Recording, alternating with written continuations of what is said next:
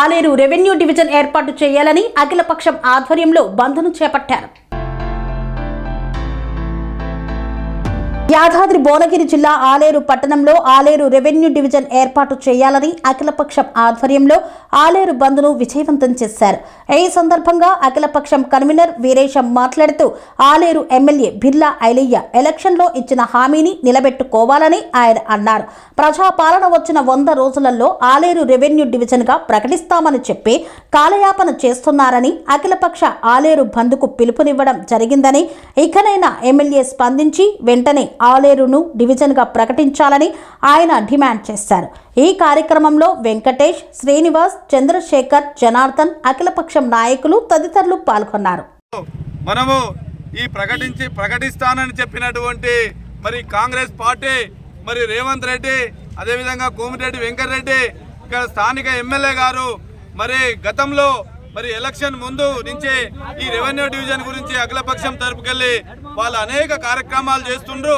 ఆ కార్యక్రమాలను దృష్టిలో పెట్టుకొని మరి వాళ్ళు మరి ఈ యొక్క ఆలేరు డివిజన్ ప్రజలను మోసం చేసి మేము ఆలేరు డివిజన్ ప్రకటిస్తామని చెప్పేసి మరి ముఖ్యమంత్రితో సహా మంత్రితో సహా మరి ఇక్కడ స్థానిక ఎమ్మెల్యే గారు బిర్లా ఐలయ్య గారు కూడా నేను 100 రోజులలో ఈ యొక్క రెవెన్యూ డివిజన్ ప్రకటిస్తానని చెప్పి ఈ యొక్క ప్రజలను మోసం చేసి ఈరోజు గద్దెనెక్కి కునుకుతున్నాడు. అదే మరి చట్టవిరుద్ధంగా మరి మీరు చేస్తున్నటువంటి కార్యక్రమాలన్నీ కూడా మరి మీరు ఏది కూడా చక్కగా లేదు. మరి 6 గ్యారంటీలని అవి కూడా మీరు తుంగలో దొక్కుతూ ఈ రెవెన్యూ డివిజన్ కూడా మీరు ముందుగా ప్రకటించాలని చెప్పేసి మేము ఆలేరు మరి ప్రజల పక్షాన మరి మేము కోరుకుంటూ నమస్కారాలు. ఈరోజు ఆలేరు రెవెన్యూ డివిజన్ ఏర్పాటుపై ఆలేరు ఎమ్మెల్యే బిర్లా ఐలయ్య నిర్లక్ష్య వైఖరి నిరసనగా ఆలేరు పట్టణ బంధు మరియు ధర్నా కార్యక్రమం నిర్వహిస్తున్నాము. ఈ కార్యక్రమానికి చేసిన అన్ని పార్టీల నాయకులకు, వ్యాపార సంఘాలకు, పత్రికా విలేకరులకు అందరికీ పేరు పేరున నమస్కారాలు. అదేవిధంగా ఆలేరు పేరుకే అసెంబ్లీ, ఆలేరు అన్ని రంగాల్లో పూర్తిగా విఫలమైపోతుంది. ఆలేరు అభివృద్ధి జరగాలంటే రెవెన్యూ డివిజన్ ఏర్పాటు తప్ప వేరే అవకాశం లేదు. గత 5 సంవత్సరాల నుండి కూడా అఖిలపక్ష కమిటీ ఆధ్వర్యంలో ఎన్నో ఉద్యమాలు నిర్వహించడం జరిగింది.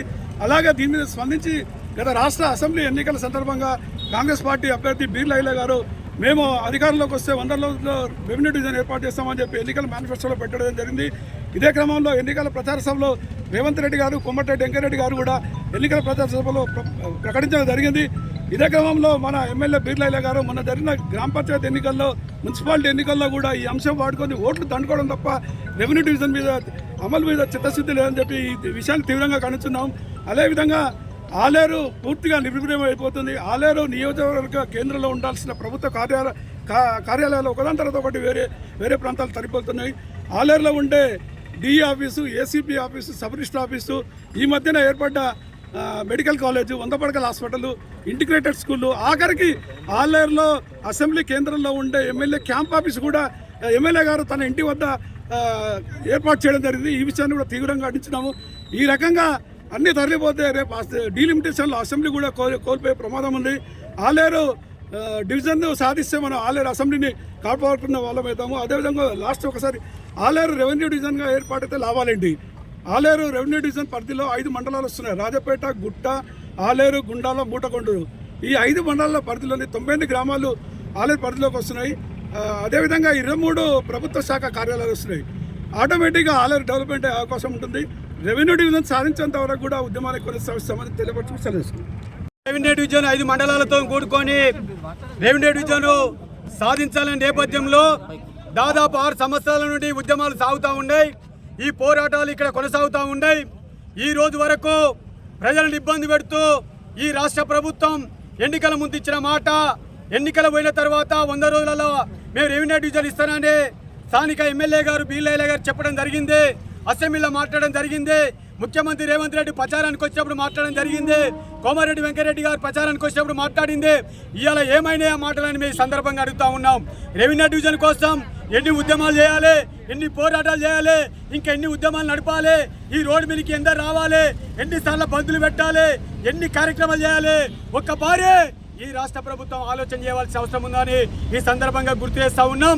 ప్రత్యేక తెలంగాణ రాష్ట్రం సాధించడానికి అనేక మంది విద్యార్థులు చనిపోయారు. తెలంగాణ రాష్ట్రం వచ్చింది.